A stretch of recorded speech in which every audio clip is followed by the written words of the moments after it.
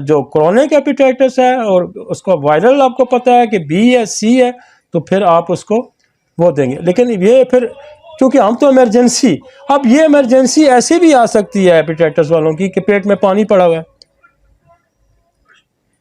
मतलब पेट में पानी पड़ गया है, वो क्रोनिक हेपेटाइटिस में चला जाएगा, लिवर सिरोसिस हो गया है, तो फिर आप पानी निकालने के लिए साथ एप्पल्स दें, फिर एक और दवाई है कोएशिया दें, क्रोटेलस दें, TNT दें, तो ये आपका वो इमरजेंसी भी ठीक हो सकती है और ठीक हो जाती है। आगे समझिए, क्योंकि मैं आपको इमरजेंसी, चूंकि हम बहुत ज़्यादा एक्यूट इमरजेंसी की तरफ जा रहे हैं, लेकिन वो भी एक्यूट इमरजेंसी आ जाती है, क्रोनिक एक्यूट इमरजेंसी आ जाती है कि पेट में पानी पड़ गया है, लिवर सिरोसिस हो जाएगा, तो अब कैसे इसको डील करेंगे? फौरी पानी, एक मेथड है ना कि पानी को ड्रेन करें। ऑलरेडी जो पानी है, पानी ड्रेन होगा, पानी को बनना बंद करने की दवाई देंगे हम। जब पानी बनना बंद होगा, साथ साथ हम ड्रेन करेंगे, इमरजेंसी डील करेंगे, उसका पानी ड्रेन करेंगे। आप उसको एप्पल्स दें रिपीटेड डोजेस में, 1 ml दें, 2 दिन दे दें, 1 ml सुबह दोपहर शाम दे दें, फिर 1 डोज डेली कर दें, ताकि उसका पानी ड्रेन होना शुरू हो जाए। साथ आप लीवर की मेडिसिन शुरू कर दें, मतलब उसको हेपेटाइटिस सी का नसोड़ दे दें, उसके बाद उसको क्रोटेलस, चिलिडोनियम या कोएशिया ऐसी दवाई है कि वो जब लीवर सिरोसिस हो जाता है तो पानी पड़ जाता है, कोएशिया है, वो आप उसका इस्तेमाल 200 का रोज़ करें, क्रोटेलस का करें, चिलिडोनियम का करें, चुनेंथिस का करें, और यहाँ अगर पेन है तो मायरिका है, नेट्रम सल्फ है, तो बहुत सारी साथ साथ उसको आप लेके चलेंगे। आपने उसको एक्यूट से निकालना है, फौरन आप उसको नक्सवामिका दें, हेपेटाइटिस सी का नसोड़ दें, और क्रोटेलस, चिलिडोनियम की 1-1 डोज दें, साथ उसको एप्पल शुरू करवा दें। तो उससे ये होगा कि वो इमरजेंसी से 1 आध 2 दिन में उसका पानी कम होना शुरू हो जाएगा और निकल जाएगा। और फिर आप ये ट्रीटमेंट, आप उसको कभी भी ये ना वादा करें कि ये 1 दिन में ठीक हो जाएगा, ये मेरी बात याद रखें। उसको कहें ये जब आता है ना लिवर सिरोसिस में पेशेंट आता है, तो उसको 12-12, 14-14, 15-15 साल हो जाते हैं डिजीज में मुब्तला हुए, 20-20 साल हुए होते हैं, क्योंकि 12 साल के बाद सिरोटिक चेंजेस आती हैं।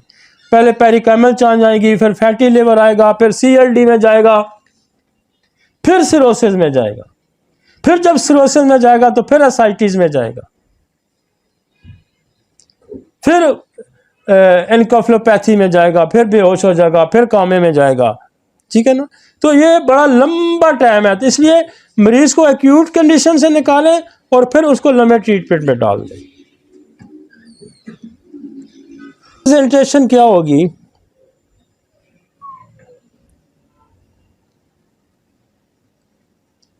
Characterised by the development of the hepatic encephalopathy, जिसका मैंने आगे जिक्र किया कि एनकेफेलोपैथी हो जाएगी, बंदा बेहोश हो जाएगा, ड्रोजी होगा, बातें कोई और उल्टी सीधी कर रहा होगा, कह रहा मैं आसमान में जा रहा हूँ, मैं जहाज में बैठा हूँ, मतलब इस तरह की इरेलेवेंट गुफ्तगू होगी इसकी।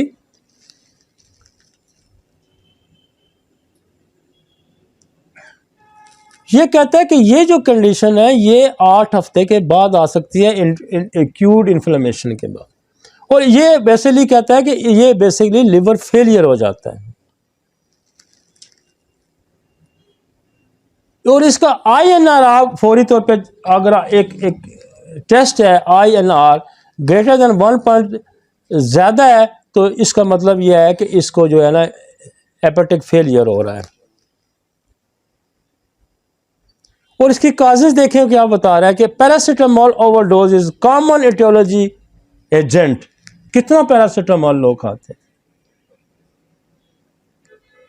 तो क्या करते हैं, ये लिवर फेलियर कर सकता है। कसरत से पैरासीटामोल खाई जाती है। और ये जो हमारी जो इस तरह की दवाइयाँ हैं, तो अभी लेटेस्ट रिसर्च ये भी आ गई है कि ये किडनी फेलियर कर रही हैं, हेपेटिक फेलियर कर रही हैं, डाइजेस्टिव सिस्टम के मसले, कईयों को तो मोशन ही नहीं बंद होते भाई खा खा के।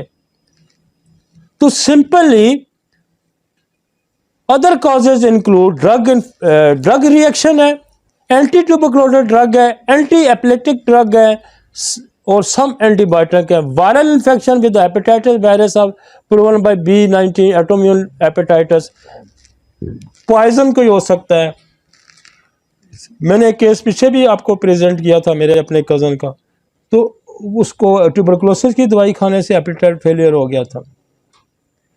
तो अगर आप नक्स वमीका दें, और मैं आपको एक और आसान तरीका भी बताता हूं कि जो वो बंदा दवाई खा रहा है, जो दवाई खा रहा है, जब वो पैरासीटामोल खा रहा है या कोई टीबी की दवाई खा रहा है, उसको ही डाइल्यूट करके उसको देने शुरू कर दे।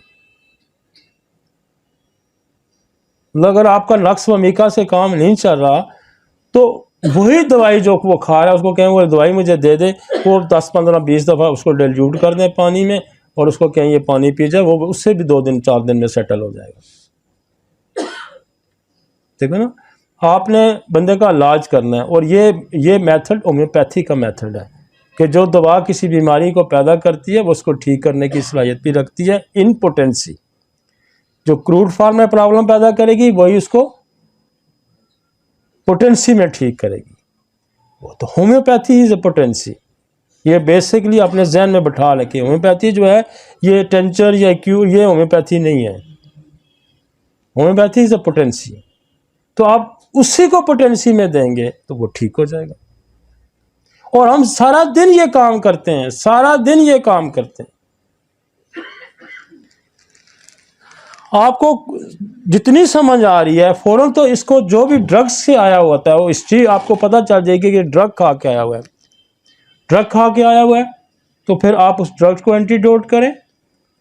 और अगर वो उससे सेटल नहीं होता तो फिर आप उसी दवाई को डाइल्यूट करके दे दें, बेहतर हो जाएगा।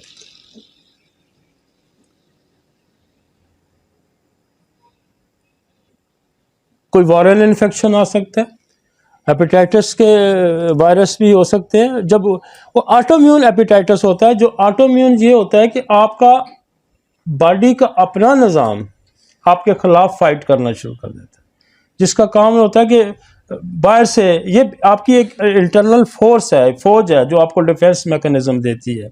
ये बाज़ दफ़ा ये होता है कि ये शनाख्त गलत करनी शुरू करता है, ये अपने टिश्यू को ये समझता है कि ये भी फॉरेन बॉडी है, उनको खाना शुरू कर देता है। इसको ऑटोम्यून कहते हैं, ये ऑटोम्यून हेपेटाइटिस है। तो यहाँ फिर वो कॉजेज़ हमें देखनी है, हमें यहाँ कार्सिनोसन का इस्तेमाल करना पड़ेगा, फिर हमें यहाँ ट्यूबरकुलोनियम का, ये सारी ऑटोम्यून डिजीज़ पैदा करती हैं। कैंसर की हिस्ट्री ऑटोम्यून डिजीज़ पैदा करती है, ट्यूबी की हिस्ट्री ऑटोम्यून डिजीज़ पैदा करती है, सिफिलिस की हिस्ट्री ऑटोम्यून डिजीज़ पैदा करती है, depression emotional suppression autoimmune disease पैदा करते हैं। देखे ना, लोग सुसाइड करते हैं, this is the suicide, this is the type of the suicide कि आपका अपना निज़ाम ही आपके खिलाफ इस्तेमाल होना शुरू हो जाता है। तो सुसाइड क्या करता है, बंदा खुदकशी कर रहा था, ये खुदकशी का एक और तरीका है। नेक्स्ट,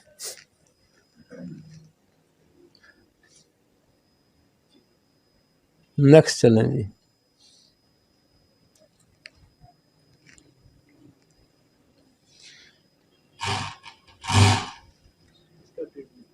इसका ट्रीटमेंट मैंने आपको बताया ना कि इसको एक तो आपने ड्रग्स को एंटीडोट करना है, नक्स वमीका इस्तेमाल कर, जो दवा खाएगी उसका एंटीडोट दें। और मैंने जैसे नक्स वमीका इस्तेमाल करें, जैसे टीबी की दवाई है एसोनाइज पोटेंटाइज फार्म में आई हुई है, 1 में दे दें, 200 में दे दें, अगर टीबी की तरफ से कहा गया है। और कई दफ़ा जैसे पैरासीटामोल है, पैरासीटामोल भी पोटेंसी में मौजूद है, लेकिन आप उसको अगर नक्स वमीका देंगे तो बहुत अच्छा एंटीडोट कर देता है, आप उसको एंटीडोट कर दें। बाद दफ़ा जो अक्सर नारकोटिक्स का इस्तेमाल लोग करते हैं, चर्स है, अफ्यून है और बहुत सारी इस तरह की ड्रग्स हैं, उसको भी बहुत हद तक नक्स वमीका एंटीडोट कर देता है, तो उसका इस्तेमाल करें। और मैंने आपको कहा कि अगर आपको कुछ समझ नहीं लगती, आपका पेशेंट बेहतर नहीं होता, तो वही ड्रग लेके उसी को डाइल्यूट करके दे दें। फिर ऑटोम्यून हो सकता है। ऑटोम्यून क्यों है? ऑटोम्यून की मैंने कहा कि जिसकी कैंसर की हिस्ट्री होगी, जिसकी टीबी की हिस्ट्री होगी, जिसकी साइकोसिस की हिस्ट्री होगी, जिसकी सिफिलिस की हिस्ट्री होगी, जिसको टाइफाइड की हिस्ट्री होगी, ये सारे ऑटोम्यून डिजीज़ पैदा करते हैं।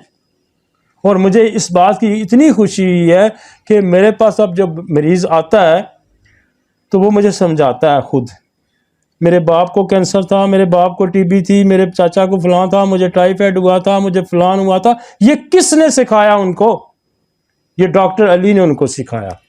और ये सिर्फ हमारे डॉक्टरों को अभी तक नहीं समझ आई, हमारे डॉक्टरों को अभी तक नहीं समझ आई कि व्हाट इज द मियाज़मेटिक, लेकिन दुनिया ये समझ गई, दुनिया ये समझ चुकी है, लेकिन हमारे पल्ले ये बात नहीं पड़ रही। और मैं आपको बताऊं, अभी मैं कोई 17 नसोर्स बने हैं इस वक्त दुनिया में कैंसर के। सिर्फ कैंसर ब्रेन बन गया, कैंसर माउथ बन गया, कैंसर स्टोमक बन गया, कैंसर यूट्रस है, कैंसर अभी मैंने नया बल्कि कार्सिनोसन का नसोर लिवर का मैंने खुद बनवाया, कार्सिनोसन लिवर बन गया।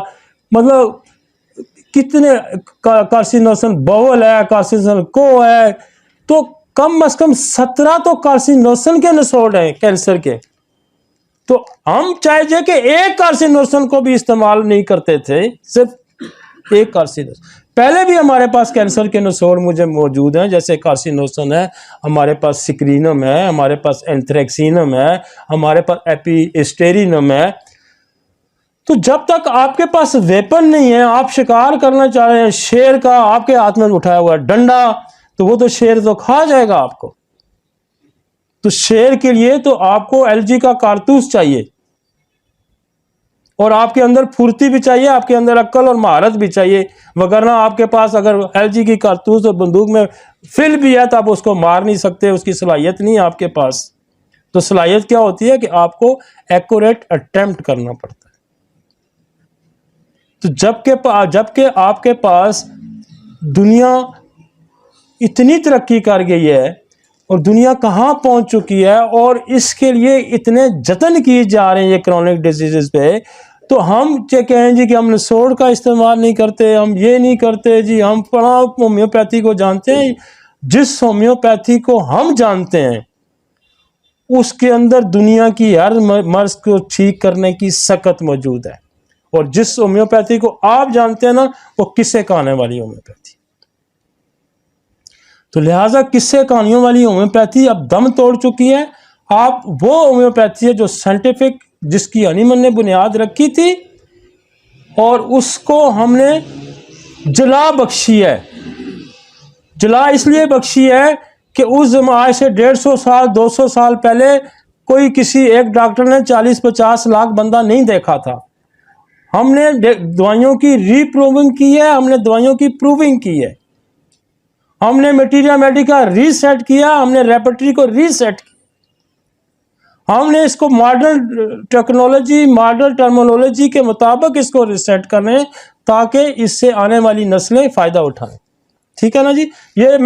ये जो टर्मिनोलॉजी है ये मैं इसीलिए यहाँ इस्तेमाल कर रहा हूँ कि ताकि आपके पास तो मरीज़ आएगा मुझे मैदे में दर्द है, आपको पता होना चाहिए ये क्या है, गैस्ट्राइटिस है, ये अल्सर है, ये इन्फ्लेमेशन है, ये क्या है। ठीक है ना जी। ये हेपेटाइटिस है, ये क्या है, ये तो समझना हमें चाहिए ना, क्योंकि हम डॉक्टर हैं। और मैं इसको समझने के लिए, चूंकि हमारे पास ये मटेरियल मौजूद नहीं है, मेरे कई स्पेशलिस्ट साथ लगे होते हैं जो इस बात को समझाने के लिए मेरे साथ काम कर रहे होते हैं कि ये है क्या। आपके लेक्चर में 4 तो स्पेशलिस्ट लगे हुए थे इस लेक्चर में, जिसमें 4 कम से कम स्पेशलिस्ट इसके साथ काम कर रहे थे। इमरजेंसी स्पेशलिस्ट अलग, मेडिकल स्पेशलिस्ट अलग कर रहा था, सर्जन अलग कर रहा था। मतलब हम आपको और हम आप चीज़ों को समझते ही नहीं है, फिर हम उसका अच्छा सिंपल इलाज तो बड़ा सिंपल है जी अच्छा नक्स बता दी उसने, अच्छा जी उसने पल्सटीला बता दी, अच्छा जी उसने कैनाडीडा बता दी। इलाज तो सिंपल है ना, जब हमने समझा तो सिंपल हुआ ना, जब हमने समझा नहीं तो सिंपल कैसे हो सकता है। सिंपल उस वक्त होता है कि जब आपको गाड़ी चलानी नहीं आती, जब आप गाड़ी चलाने लगते हो कहते हैं वो तो मज़ा ही भी हुई नहीं, अब तो क्या बात ही नहीं, वगरना तो आप गाड़ी मार देंगे, या अपनी मारेंगे दूसरे की मारेंगे। तो समझना बड़ा ज़रूरी है। और ये इलाज के 2 बड़े हिस्से हैं, आपने इसको डायग्नोज करना है क्या प्रॉब्लम है। अब मैं दवाइयाँ ज़्यादा लोड भी नहीं डाल रहा, मैं तो दवाइयाँ वो दे रहा हूँ जो मेरी क्लिनिक पे इस्तेमाल होती हैं।